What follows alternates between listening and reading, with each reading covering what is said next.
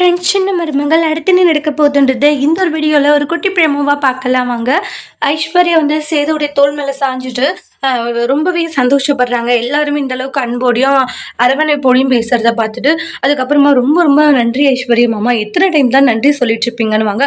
சரி, எல்லாம் போயிட்டு ரூமில் ரெஸ்ட் எடுங்க, சேது ஐஸ்வர்யா கூட்டிட்டு ரூமுக்கு போப்பான்றாங்க.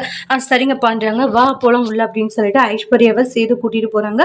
இதெல்லாம் பார்க்கும்போது சாவித்திரிக்கு தாமரைக்கும் செம கடுப்பாக இருக்கு. அதுக்கப்புறமா என்ன அத்தாச்சி, ஐஸ்வர்யா சேதுவை பார்த்து காண்டா இருக்கு போல, என்ன மாதிரி எங்களுக்கு என்ன காண்டு அப்படின்ற மாதிரி சொல்றாங்க.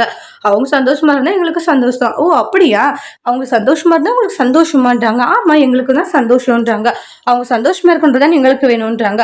அவங்க சந்தோஷமா சேர்ந்து வாழக்கூடாதுன்றதுதான் உங்களோட எண்ணமே. இதுல அவங்க சந்தோஷமா சேர்ந்து வாழணும் அப்படின்னு நீங்க நினைக்கிறீங்களா? அதை நான் நம்பிட்டேன் அப்படின்றாங்க. நீங்க என்ன வேணா நினைச்சுக்கோங்க, வா தாமரை போலாம் அப்படின்றாங்க.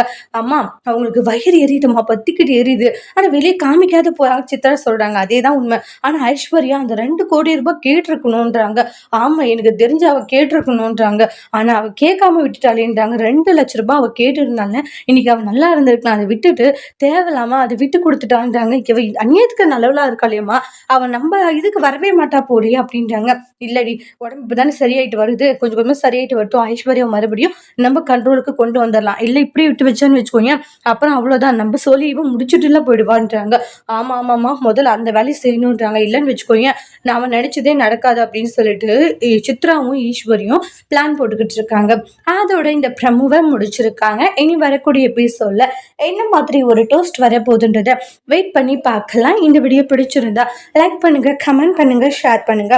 மறக்காம நம்ம சேனலை நீங்க சப்ஸ்கிரைபர் பண்ணிக்கோங்க. Thank you friends.